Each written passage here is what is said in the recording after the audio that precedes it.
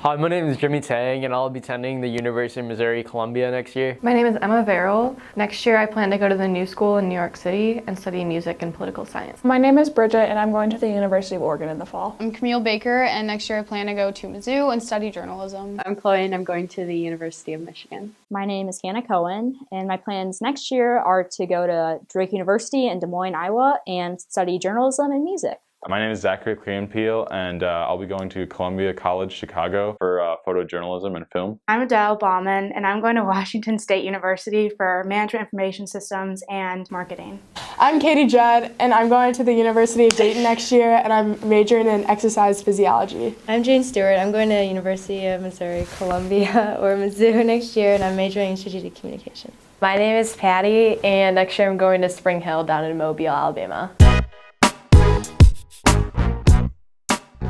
When I first joined staff, I was pretty ecstatic and just looking forward to everything there was to come. I was looking forward to being able to be a part of this amazing cult that everybody knows about. It was just on my bucket list. So it was just I just joined staff this year as a senior, and I was really excited to notice just how tight-knit the community was. I joined mostly to do art, but didn't realize that I'd meet so many amazing people. First getting on staff was kind of a shock because I didn't really think that my interview went well or that my sample pieces were that good. So I was really excited when I saw my name on the list. I think when I first got on staff, it was such a rush of emotions and a mix of excitement, but also a lot of anxiety. Journalism was such a new thing for me back then.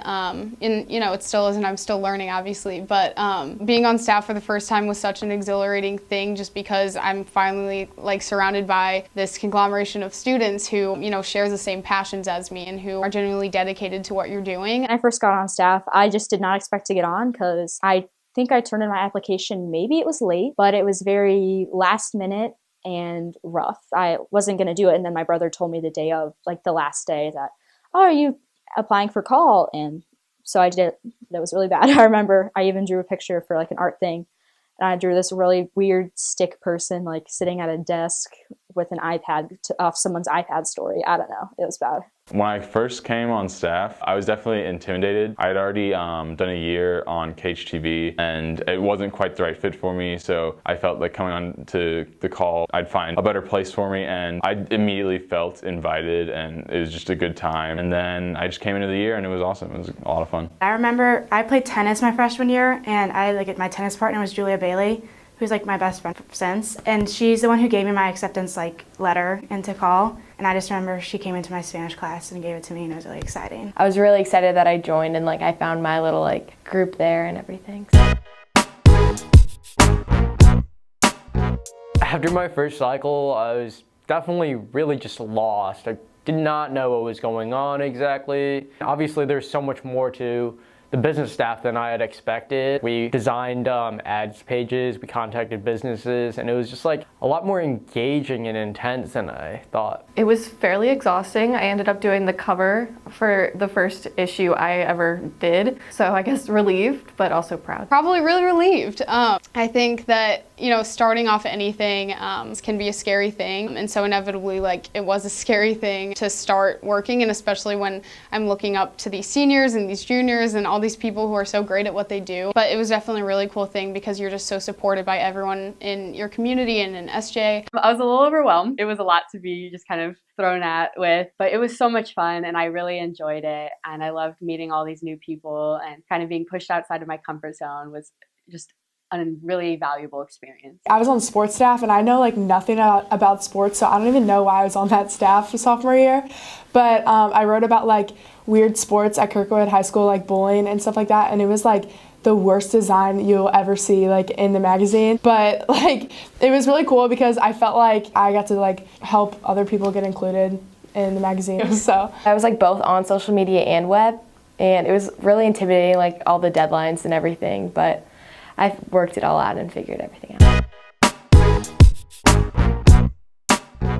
My favorite part of a late night is at the end of the second night when everybody's kind of finishing up their pages and everybody's really tired, they've been at school too long, everybody's acting a little weird, and it's so much fun because you really just get to see everybody's personalities. All the late nights are like so good. I can't think of like a favorite part. Probably the food, especially this year when the food gets here. That's the best part of the late night. But it's such a stressful, high energy time, but at the same time you get to see all these people having a lot of fun. People bring in instruments and they'll play some music. We'll be wearing funny costumes. There's always a theme for the late night. At the end of late night, when you walk out, everyone's just saying goodbye, and it's just like always a good vibe leaving SJ. And then also like SJ sunsets, like that's so weird. But it's always fun to like run out and like we stand at the tables and take pictures. The food.